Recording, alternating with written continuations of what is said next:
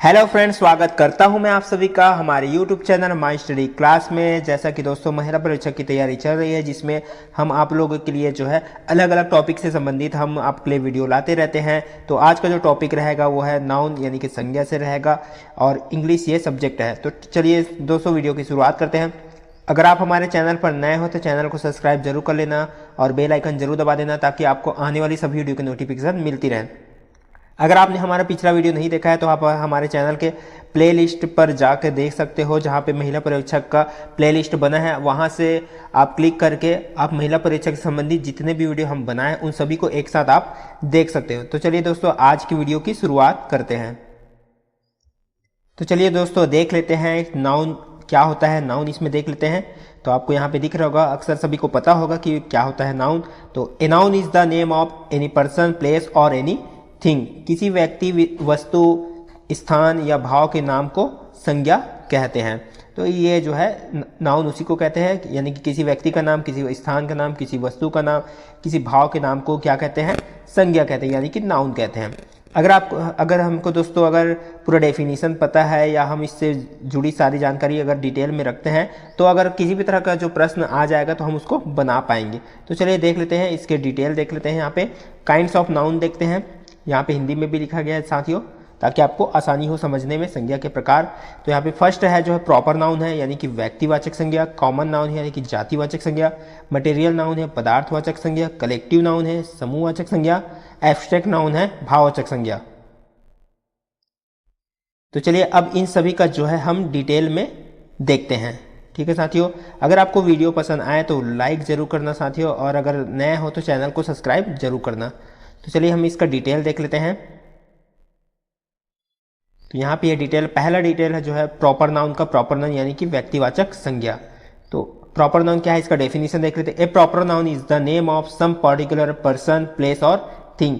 यानी कि किसी व्यक्ति, स्थान तथा वस्तु के विशेष नाम को व्यक्तिवाचक संज्ञा कहते हैं। यानी कि किसी प्रॉपर व्यक्ति का नाम बताया जाएगा, किसी भी स्थान का और किसी वस्तु का प्रॉपर, तो उसके नाम को जो है व्यक्तिवाचक संज्ञा कहते हैं। यहाँ पे तो जैसे एग्जांपल देख सकते हो, Ram is a good boy. तो यहाँ पे राम जो है व्यक्तिवाचक संज्ञा है। Raipur is a big city. तो यहाँ पे रायपुर जो है क्या है? प्रॉपर नाउन है, यानी कि व्यक्तिवाचक संज्ञा है। दिवाली, दिवाली क्या है यहाँ पे? प्रॉपर नाउन, यानी कि किसी एक विशेष चीजों का नाम बताया जा रहा है। जैसे कि नर्मदा ये एक विशेष नदी का नाम है। Himalaya, the Himalaya is a big mountain, यानी कि हिमालय क्या है? Proper noun. I read the Ramayana every day, यहाँ पे यानी कि रामायण एक विशेष बुक है, तो इसका नाम बताया जा रहा है, यानी कि वो क्या किस में आ जाएगा? जहाँ पे किसी विशेष चीज़ों का नाम बताया जाए तो वो क्या है? प्रॉपर नाउन है। जैसे कि द ताजमहल, यहाँ पे ताजमहल क्या है? प्रॉपर नाउन है। The Taj Mahal is a beautiful building. तो इस तरह से हम जो है यहाँ पे देख सकते हैं। तो चलिए और भी यहाँ पे जानकारी देख लेते हैं। कुछ याद रखने योग्य बातें यहाँ पे लिखी गई है। उपरोक्त वाक्यों में राम एक व्यक्ति विशेष का नाम है, रायपुर एक स्थान विशेष का नाम है, दिवाली एक त्यौहार, एक विशेष त्यौहार का नाम है, अक्टूबर, यहाँ पे अक्टूबर भी है, अक्टूबर एक विशेष माह का नाम है, नर्मदा एक नदी का, ताजमहल एक इमारत विशेष का नाम है। तो उपरोक्त सभी क्या है? प्रॉपर नाउन है। तो यहाँ पे हम जो है दिवाली वाले में देख रहे हैं, दिवाली कम्स इन अक्टूबर। तो यहाँ पे अक्टूबर और दिवाली ये दोनों क्या है? प्रॉपर नाउन है, क्योंकि एक विशेष महीने का नाम है, एक विशेष त्यौहार का नाम है, किसी विशेष नाम है, किसी जो है स्थान का नाम है, किसी विशेष नदी का नाम है। ठीक है साथियों, तो यहाँ पे वो प्रॉपर उस चीज़ों का नाम बताया जा रहा है, तो ये क्या है? प्रॉपर नाउन है। तो यहाँ पे कुछ कंडीशन देख लेते हैं। प्रॉपर नाउन का जो है पहला अक्षर हमेशा कैपिटल लेटर में लिखा जाता है। ठीक है साथियों, जैसे कि राम लिख रहे हैं तो राम का जो पहला लेटर है ये हमेशा कैपिटल रहेगा। अगर हम ताजमहल लिख रहे हैं तो क्या रहेगा? यहाँ पे टी बड़ा रहेगा। तो पहला लेटर हमेशा क्या रहेगा? कैपिटल लेटर में रहेगा, यानी कि बड़ा रहेगा। और सेकंड नंबर है, प्रॉपर नाउन के साथ कोई आर्टिकल नहीं लगता। ठीक है साथियों, प्रॉपर नाउन के साथ जो है कोई आर्टिकल नहीं लगेगा। अगला देखते हैं यहाँ पे,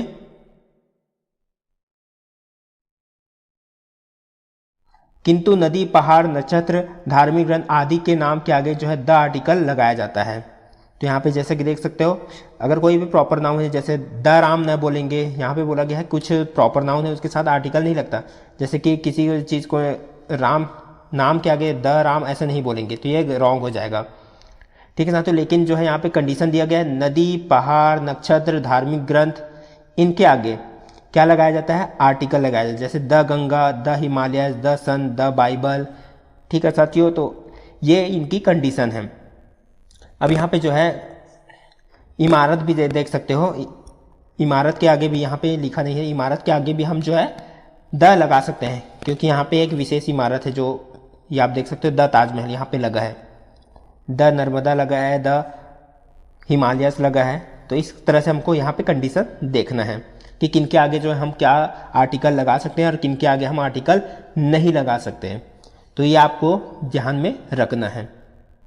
अगला देख लेते हैं कॉमन नाउन यानी कि जातिवाचक संज्ञा। तो इसका डेफिनेशन देख लेते हैं।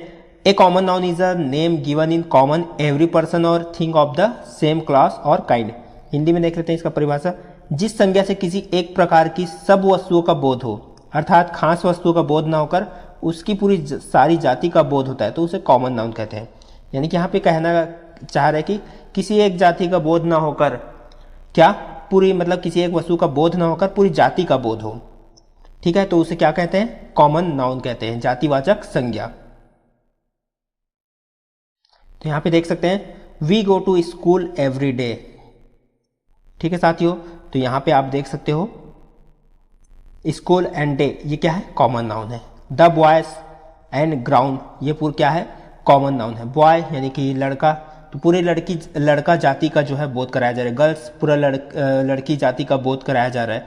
ग्राउंड किसी एक पूरे ग्राउंड का जो है, ग्राउंड यानी कि जितने सभी ग्राउंड है उसका पूरा बोध हो रहा है, सभी स्कूल का बोध हो रहा है, सभी दिन का बोध हो रहा है। ठीक है साथियों, उसके बाद है डॉग, द डॉग रन्स, यानी कि डॉग पूरे डॉग जातियों का जो है यहाँ पे बताया जा रहा है, पूरे कुत्ते जातियों का जो है बोध कराया जा रहा है। उसके बाद यहाँ पे है माई टीचर टीचर्स इंग्लिश। यहाँ पे टीचर यानी कि किसी एक टीचर के बारे में नहीं बोला जा रहा है, यानी कि पूरा शिक्षक जाति की बात की जा रहा है। तो टीचर क्या है, कॉमन नाउन है। उसके बाद द बर्ड, बर्ड भी क्या है, ये कॉमन नाउन है। The bird is a eating worms, यानी कि बर्ड पक्षी जाति का बोध कराया जा रहा है। तो यहाँ पे याद रखने योग्य बातें हैं। कॉमन नाउन के पहले ए या एन आर्टिकल का प्रयोग किया जाता है, और कब किया जाता है, जब वह एक वचन में हो तब। ठीक है साथियों, ए और एन का आर्टिकल का प्रयोग किया जाएगा जब वह एक वचन में हो तब। तो चलिए देख लेते हैं, ये कॉमन नाउन हो गया, जातिवाचक संज्ञा। अब देखते हैं मटेरियल नाउन यानी कि पदार्थवाचक संज्ञा। इंग्लिश में डेफिनेशन देख लेते हैं। A material noun is the name of a substance from which something is made. तो पदार्थवाचक संज्ञा से उस पदार्थ या वस्तु का बोध होता है जिससे कोई दूसरी वस्तु बनाई जाती है, जिसे नापा या तोला जा सकता है पर गिना नहीं जा सकता, जैसे gold, iron, silver, would, rice. ठीक है साथियों, तो पदार्थवाचक संज्ञा से जो है पदार्थ या वस्तु का बोध होता है जिससे कोई दूसरी वस्तु बनाई जाती है, जिसे नापा या तोला जा सकता है परंतु गिना नहीं जा सकता। पदार्थवाचक संज्ञा से पदार्थ या वस्तु का बोध हो रहा है यहाँ पे। तो चलिए एग्जाम्पल देख लेते हैं। The ring is made of gold, तो गोल्ड क्या है यहाँ पे, पदार्थवाचक संज्ञा। आई ड्रिंक मिल्क, मिल्क क्या है यहाँ पे, पदार्थवाचक संज्ञा। उसके बाद Ram does not eat rice, तो यहाँ पे राइस, यहाँ पे पेपर, यहाँ पे आयरन, ये सब क्या है, मटेरियल नाउन। तो याद रखने योग्य बातें यहाँ पे देख लेते हैं। मटेरियल नाउन का प्रयोग हमेशा एक वचन में होता है। ठीक है साथियों, हमेशा सिंगुलर नंबर में होगा, इनके साथ कोई आर्टिकल नहीं लगता है। आप यहाँ पे देख सकते हो जितने भी यहाँ पे मटेरियल नाउन यूज हुए हैं इनके आगे कोई भी आर्टिकल नहीं लगा है। ए, एन, द, इन तीनों में से कोई भी आर्टिकल यहाँ पे नहीं लगा है। दोस्तों इसी तरह से हम जो है जितने भी नियम जानेंगे, जितने भी डिटेल पढ़ेंगे, तो हमारे सामने कोई भी प्रश्न आ जाए तो हम उसको आसानी से सॉल्व कर सकते हैं। दोस्तों अगर यहाँ पे आप अच्छे से देख सकते हो, यहाँ पे साफ साफ लिखा है, तो आप इनको देख के भी समझ सकते हो। तो चलिए देखते हैं, अगला देखते हैं। यहाँ पे मटेरियल नाउन के बाद कलेक्टिव नाउन यानी कि समूहवाचक संज्ञा। तो यहाँ पे देख लेते हैं, इससे एक समूह का बोध होता है, नीचे लिखे वाक्यों को। और यहाँ पे देख सकते हैं, a collective noun is the name of a collection of person और similar things taken together and spoken of as a whole, यानी कि समूहवाचक संज्ञा, इससे क्या किस चीज़ का बोध होगा, एक समूह का बोध होगा। तो चलिए एग्जाम्पल देख लेते हैं। यहाँ पे क्लास है, आर्मी है, स्टाफ है, क्राउड है। तो I read in 7th class, class यानी कि ये जो है किसी एक बच्चा है तो उसको क्लास नहीं बोलो, क्लास यानी कि जहाँ पे बहुत सारे बच्चे हो। इंडियन आर्मी, आर्मी में क्या बहुत सारे लोग बहुत सारे सेना में रहते हैं। तो आगे देख सकते हो यहाँ पे I lost my bunch of keys, bunch यानी कि गुच्छा यानी कि चाबियों का गुच्छा। Mohan goes to the library every Saturday, library यानी कि पुस्तकों का संग्रह जहाँ पे होता है उसको क्या बोलते हैं, लाइब्रेरी। उसके बाद there is a large crowd on the road, crowd यानी क्या होता है, भीड़। भीड़ में अगर एक व्यक्ति रहेगा तो भीड़ रहेगा कि बहुत सारे, तो यहाँ पे जो है बहुत सारे लोग रहेंगे तभी वो क्राउड कहलाएगा। तो इसी को बोला जाता है समूहवाचक संज्ञा, कलेक्टिव नाउन। जहाँ पे भीड़, गुच्छा, जहाँ पे जो है समूह का बोध हो रहा है तो क्या है, कलेक्टिव नाउन है। चलिए यहाँ पे देख सकते हैं कुछ याद रखने योग्य बातें। कलेक्टिव नाउन हमेशा एक वचन में ही होता है। ठीक है साथियों, आप बार बार जब प्रैक्टिस करोगे ना तो आपको ये जो है ऑटोमेटिक ये अच्छे से समझ आते जाएगा, क्योंकि एक बार में तो ये समझ आने वाला नहीं है। बार बार अगर आप प्रैक्टिस कर रहे हो तो बार बार में जो है ये दिमाग में घुस जाएगा और आपको जो है एक अनुभव भी होगा। तो कलेक्टिव नाउन हमेशा एक वचन में प्रयोग होता है। क्लास कहने से लड़कों का एक समूह बोध होता है, आर्मी कहने से एक सिपाही का बोध नहीं होता, और बल्कि बहुत से सिपाहियों का एक समूह जाना जाता है आर्मी के मतलब। लाइब्रेरी कहने से एक दो किताबों का बोध नहीं होता, लाइब्रेरी कहने से बहुत से किताबों का बोध होता है। क्राउड कहने से एक भीड़ का बोध होता है, क्राउड यानी कि भीड़, एक दो आदमी की भीड़ नहीं होती। तो जैसा कि मैंने बताया वही चीज़ यहाँ पे बताया गया है। ठीक है साथियों, अब देखते हैं अगला और 5वां नंबर का एब्स्ट्रैक्ट नाउन यानी कि भाववाचक संज्ञा, जिससे जो है भाव प्रकट हो तो उसे जो क्या कहते हैं, भाववाचक संज्ञा। Abstract noun is the name of the state और क्वालिटी ऑफ द थिंग। तो भाववाचक संज्ञा उन गुणों का नाम है जिनका हम अनुभव कर सकते हैं, छू नहीं सकते। भाववाचक संज्ञा क्या, उन गुणों का नाम जिसका हम अनुभव तो कर सकते हैं मगर छू नहीं सकते। जिस संज्ञा से किसी वस्तु के गुण, दशा आदि का बोध होता है तो उसे एब्स्ट्रैक्ट नाउन कहते हैं। क्या क्या, जिस संज्ञा से किसी वस्तु के गुण, उसकी दशा यानी कि स्थिति का बोध हो तो उसे एब्स्ट्रैक्ट नाउन यानी कि भाववाचक संज्ञा कहते हैं। तो चलिए एग्जाम्पल देख लेते हैं इसमें।